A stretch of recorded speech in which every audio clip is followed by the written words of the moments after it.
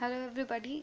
In the previous videos we discussed about part 1 and part 2 of advanced banking management. Now we are seeing the part 3, that is money supply and inflation.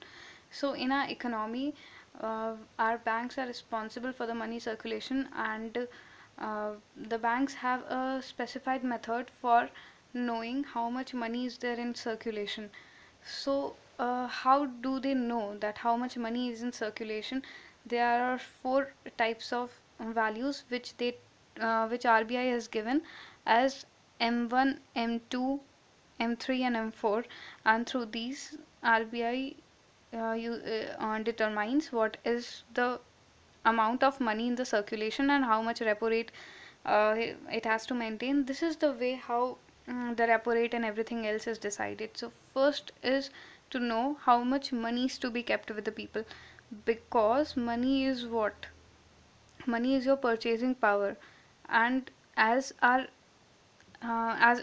the initial lectures also we talked about it, that our resources are very limited and the wants are unlimited.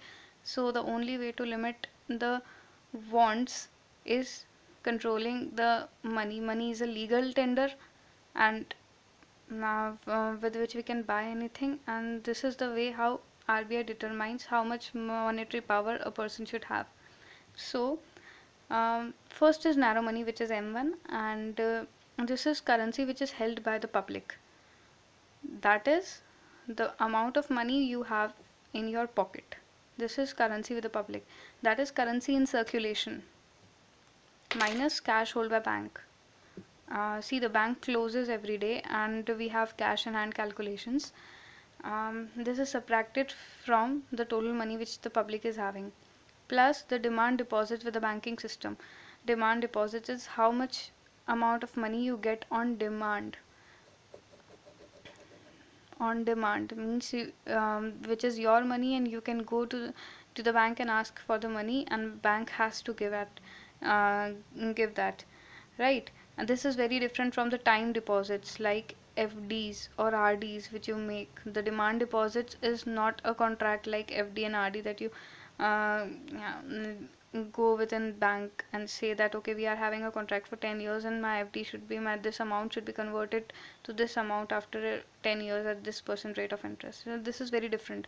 Demand deposit is which you have at present in your bank, and you can go there. And other deposits with RBI. RBI also keeps other deposits of the government and other contracts, and RBI is a manager of all the states, so all the government money and everything which is very liquid is kept in this. So this is the whole concept of narrow money. Then we have M2, M2 which is M1 currency with public plus demand deposit plus other deposits with RBI, plus saving deposit of post office saving banks. Okay, M2 is nothing but only the post office added to M1. Now M3. M3 is what? The narrow money which we studied above, plus the time deposit with banking system. Time deposit is also somewhat liquid in the money. Liquid in the sense that if you have a FD for say suppose 3 years, you can go and ask the bank that please break this FD. Now bank, of course bank will charge a penal interest on that, but yes, of course you can take. So M3 is also uh, and the worst case how much money people can take out. This is what M3 measures. Now M4 is what? M3, this amount is what? The sum of narrow money, currency with public, plus demand deposits with banking system, other deposits with RBI, plus the time deposits with banking system, plus all deposits with post office saving banks. Okay, excluding the NSC. Now you just have to remember this if they ask the questions based on this, what is M1, M2, M3 or M4. So you just know what is narrow money, what is broad money, like that. Okay, so what is inflation?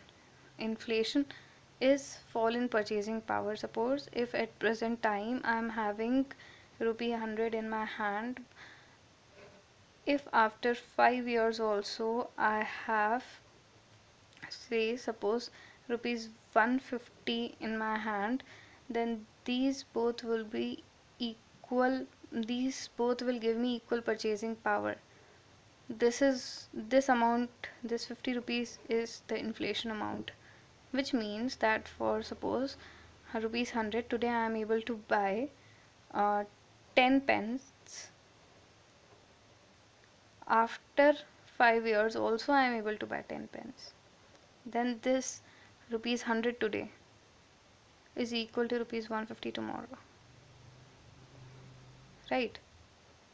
Now, what are the types of inflation? Why does this happen? It is due to inflation is demand pull inflation or cost push inflation. These are the two types of inflation.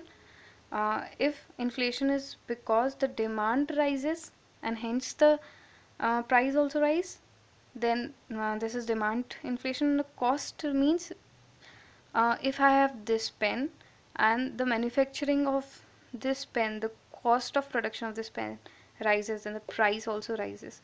So this is what cost push inflation. The inflation is risen due to cost side, or the inflation is risen due to demand side. See, everything is in economics should be termed in terms of money. We have calculation of inflation, and that is done on the general price level. General price means there's a basket of goods, and if those price rise, then we say that this is also risen. Then this is calculated on the basis of WPI, which is wholesale price index, and CPI, which is consumer price index. Basket of goods are there, and the base a base year is taken, and on this basis of base year, then these all prices are determined, and this is how DA and everything else is calculated, right? So this is all there in this chapter. Then we'll move to our next chapter now.